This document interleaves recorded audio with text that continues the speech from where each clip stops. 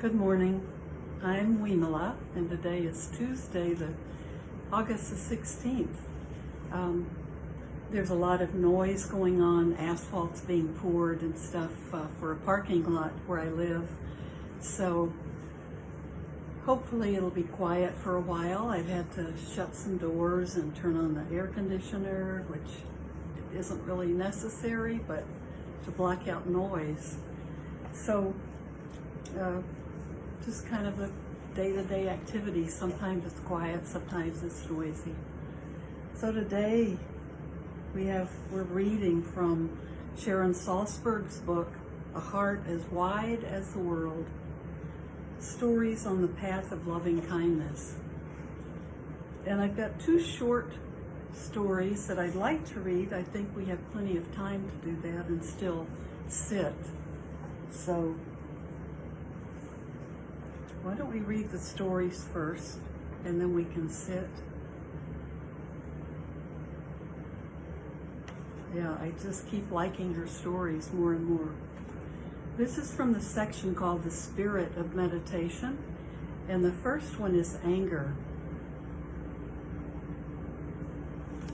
And I don't think that's the first one I was going to read.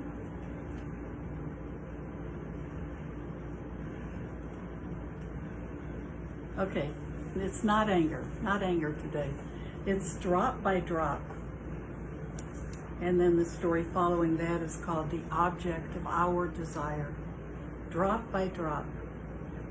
During a meditation retreat, students often come to interviews ashamed and upset because they have had a hard time staying mindful, as though they had slid down a mountain and were wondering if they could ever crawl back up again. Sometimes it seems as if they are not sure they even deserve to try, having strayed so far from the path. But there is no distance at all to traverse to becoming mindful again, or loving or compassionate. We need simply to recognize that these qualities are already right at hand in each moment of awareness. In my own practice, one of the simple images the Buddha used has been hugely helpful. The Buddha said, the mind will get filled with qualities like mindfulness, like loving kindness, moment by moment, just the way a bucket gets filled with water, drop by drop. As soon as I heard that image, I clearly saw two powerful tendencies in my mind. One was to stand behind the bucket, lost in fantasy about how utterly exciting and wonderful it would be when the bucket was filled. Meanwhile, as I was lost in the glories of my someday enlightenment, I was neglecting to add the next drop. That's a good image, isn't it? The other tendency, equally strong, was to stand by the bucket in despair over how empty it was and how much more there was to go. Once again, not having the patience, humility, and good sense to add one drop right in that moment by being mindful. We may not only be lost in judgment about our own buckets, but also have a tendency to spend a lot of time peering over into other people's buckets to see how well they were doing. Is theirs fuller than ours? Is it emptier? What's going on over there? Actually, this process of comparison is misleading and irrelevant. First of all, what we see from the outside is our projection of someone's apparent experience. In fact, the bucket doesn't get filled by the accumulation of special experiences anyway. It gets filled by moments of mindfulness or moments of loving kindness. What is essential is not what happens to someone, but how they relate to what happens to them. Comparing experiences has nothing to do with perceiving anyone's depth of spiritual understanding or their compassion or awareness. Comparing ourselves to others or even to our own ideas of progress, leads us to objectify qualities such as mindfulness and loving kindness, making them into something to be attained and held on to in order to make us into good people. When we objectify people or states of mind, we relate to them in terms of whether we have them or don't have them. Inevitably, distance or separation is created between some and something, or between self and other. Once there is separation, there is fear of loss, and we are once again in the cycle of clinging and anxiety. Mindfulness and loving kindness are not objects we can either have or not have. We can never lose them. We may lose touch with these qualities of heart, but right here and now we can recover them. There is no remedial work to be done, nor any struggle necessary to try to regain them. In every single moment, regardless of what is happening, we can be mindful and compassionate. In an instant, the mind can turn and retouch these qualities to know them again. The process is one of recognizing that full awareness can be found in any moment. In this sense, the bucket is completely full with every drop. I really like that image. Mindfulness and staying in the present moment and being with what's going on at that moment is the subject always, right? That's what we're always trying to be. And this next story is a little bit longer, but I think it looks good. The object of our desire. A friend of mine spent many years in a monastery in Korea, practicing with one of the most famous Zen masters of our time. At one point, she brought him to the United States. The one place he wanted to go to more than any other was Las Vegas. When she told me that story, I was shocked. He didn't gamble, did he? I asked. Oh no, my friend said. Many Koreans who had visited the United States had gone back and talked to him about all of the bright lights in Las Vegas. He wanted to go to see all the bright lights. The Zen master in Las Vegas was certainly having a very different perception of the scene than most tourists there. For most, the lights are alluring for what they promise. I could imagine the Zen master walking along with the crowd, unattracted to the promise, but greatly delighting in the lights themselves.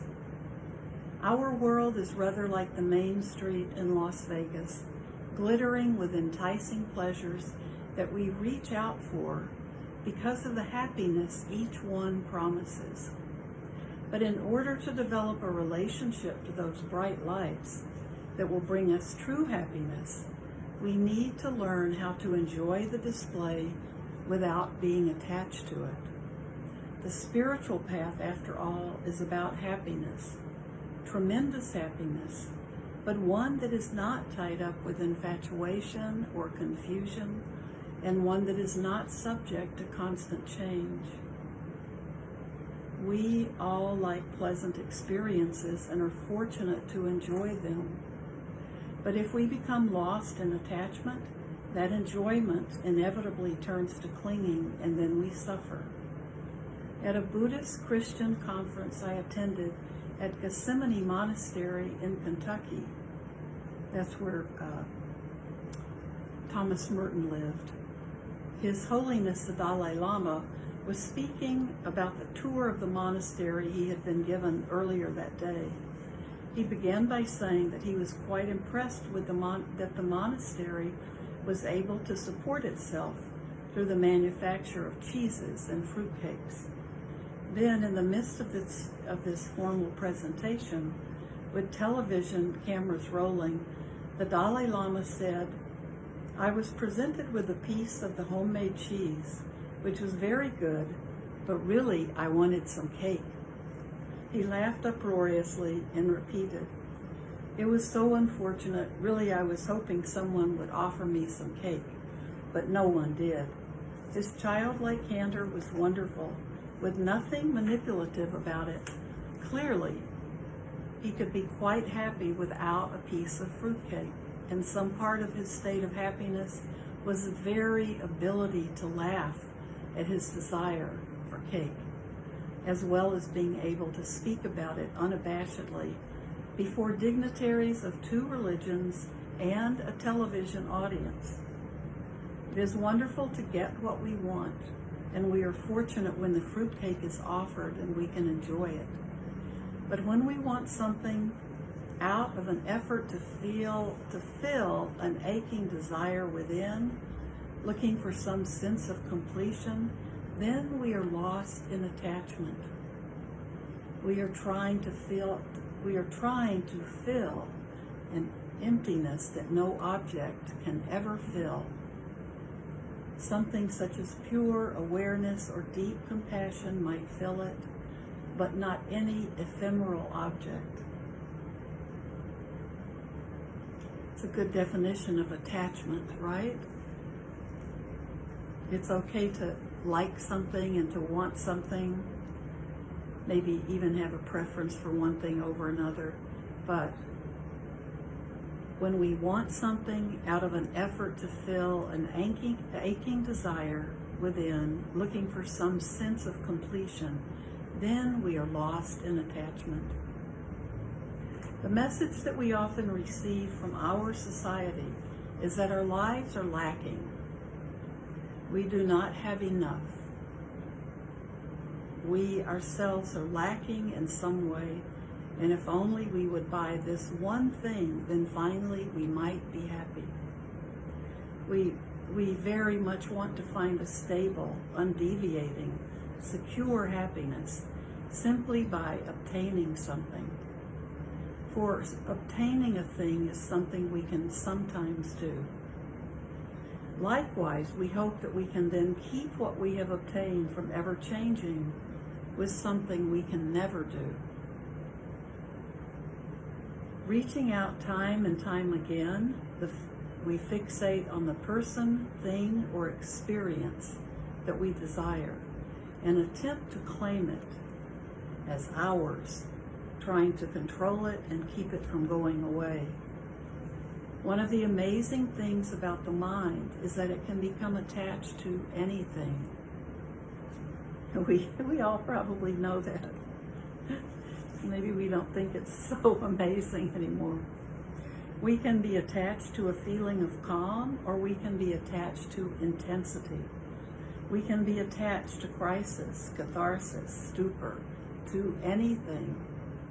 We think that we desperately need whatever is the object of our attachment in order to feel alive, to feel complete.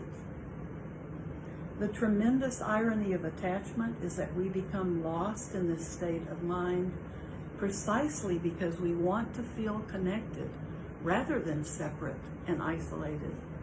We mistakenly believe that holding on will reinforce connection, renewing and deepening it. Yet life itself is change. We may struggle in defiance against this fundamental truth of impermanence.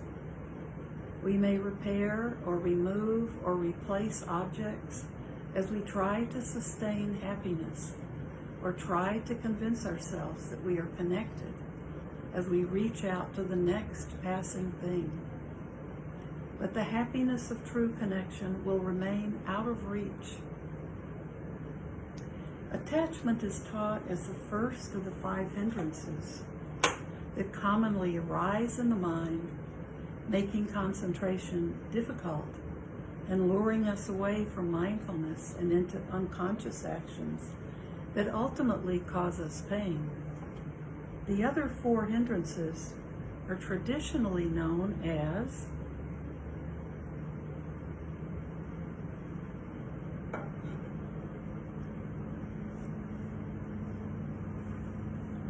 I'll start over again. I didn't think it'd take that long to take a drink and swallow it. The other four hindrances are traditionally known as aversion, sloth and torpor, restlessness, and doubt. The hindrances are the expression of our seeming separateness.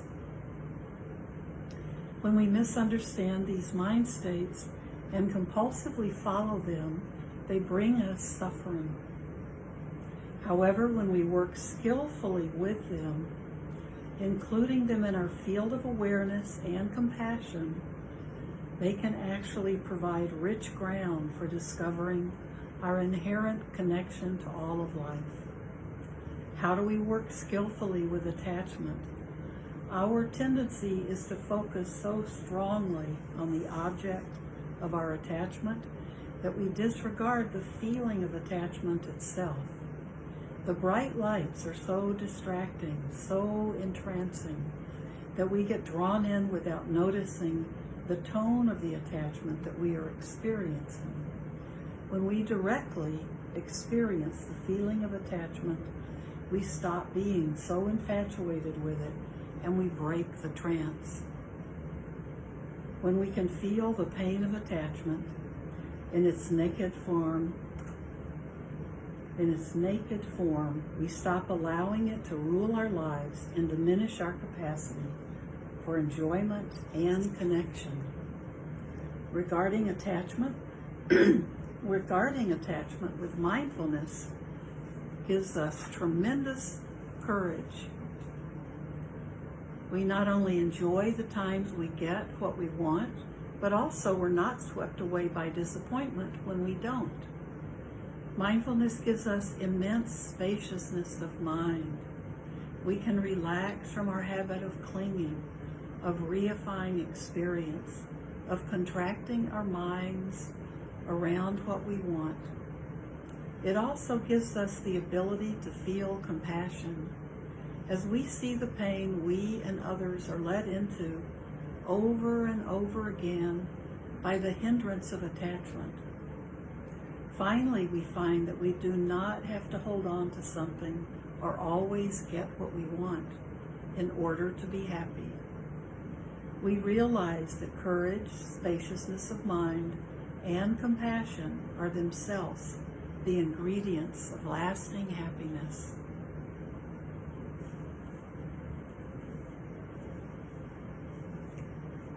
So I really like her stories. I'm skipping around, but I might begin reading things a second time, so I might have to go in some order. So why don't we sit? We have about 10 minutes to sit. Hopefully you have 10 minutes to sit with us.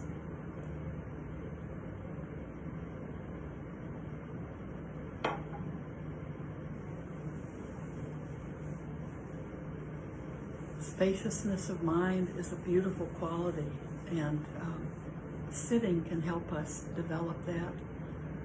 And working with attachment, the way she's talking about, is a really wonderful way. So the more attached we are to things or people or a new experience, I think sometimes when people have enough material things, their next attachment becomes experiences, and it can be those can become attachments just the same way that having to have a lot of stuff becomes attachment. So that spaciousness of mind can be that's a thing that calls to me all the time. I don't know how often I have it, but it's really it calls to me, and the older I get, the more it calls. So why don't we sit and just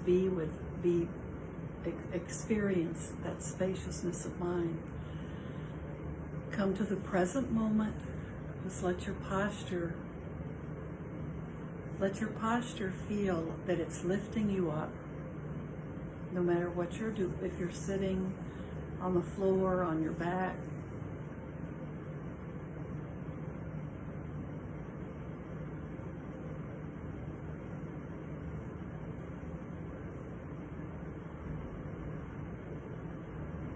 Take a few deep breaths to bring your body and your mind together right in this present moment. I think that's the beginning of being able to have that spaciousness of mind. We have to be present in the moment and bring ourselves into this moment. Our mind may be way in the future or the past, and our body may be sitting here, but it needs the mind to make it feel present.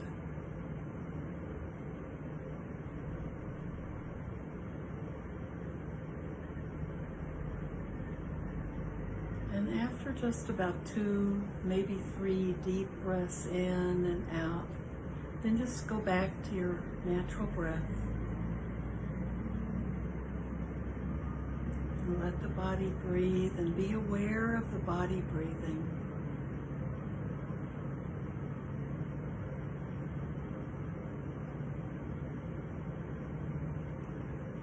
If you know the practice of rain, which is how we look at difficult emotions, we can do it in our meditation, or we can do it just during the day if we have some difficult emotion come to us, to sit down and do it. Rain is to recognize that, the recognition of that, of whatever is passing through you that you might want to label as a difficult emotion or some kind of stirring that you may not even understand. And then accept it. Don't feel like we ever have to be, even in meditation. That's exactly what we're doing. We're accepting those states of mind and those feelings in our body that are arising. And then the next step is to investigate. And investigating just means, it's not mental in this sense. It's just looking at different aspects of something. Like walking around a statue and seeing it from different angles, different points of view. And we do that for a while, and then we return to a neutral state about that particular emotion. We may just need to look at it a little bit, not hang on to it from time to time. It will come back if we need to look at it again. But we return to neutral and just nurture ourselves. We may think, what do I need? What does this need right now? It's not a cure, but there might be something that helps us deal with whatever that emotion is at the time.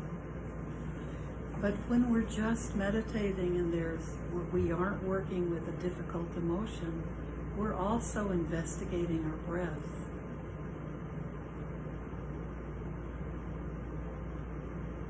Be aware of each breath in and out.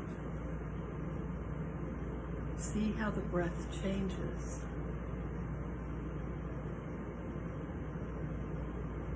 How the in-breath is different from the out-breath. So we are investigating the breath. It's always there for us, but it changes all the time. It may be a long, smooth breath. It may be shorter.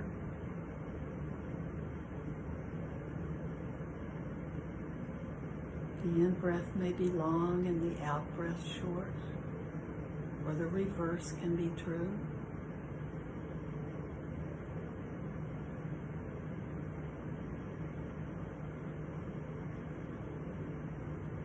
And one breath may come out more shallow, and another may be deeper.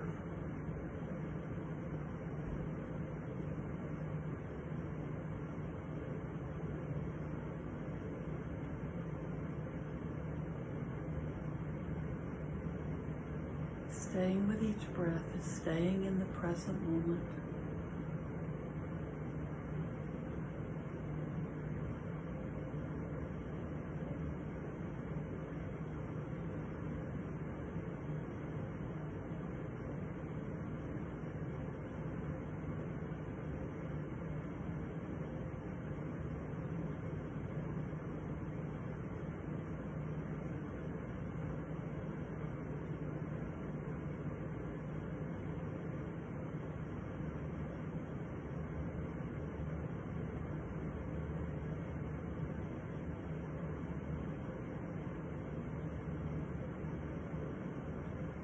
Allow yourself to relax.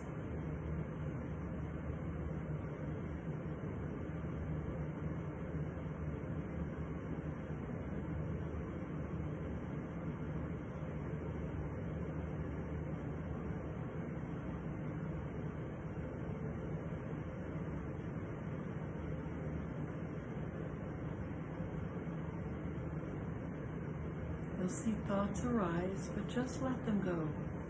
Don't be angry with them. Just let them go, because right now we don't want to get sidetracked with other thoughts. Let them come and let them go. Don't be disturbed by that at all.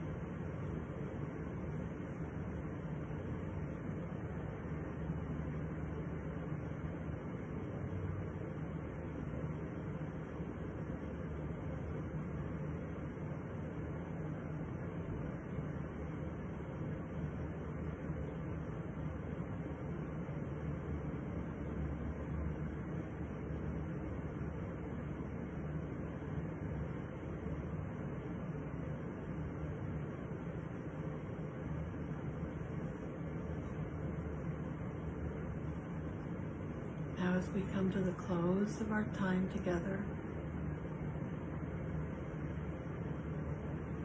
we can send merit.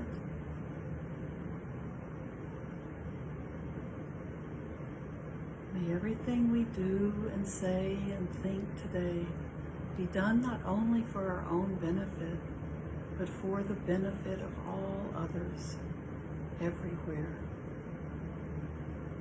We can be a refuge for ourselves, and how we are in the world can always be a refuge for others.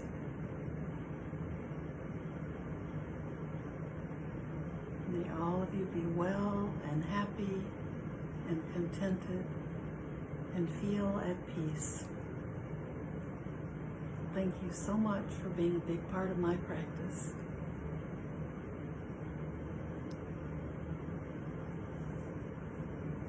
And I'll see you Thursday.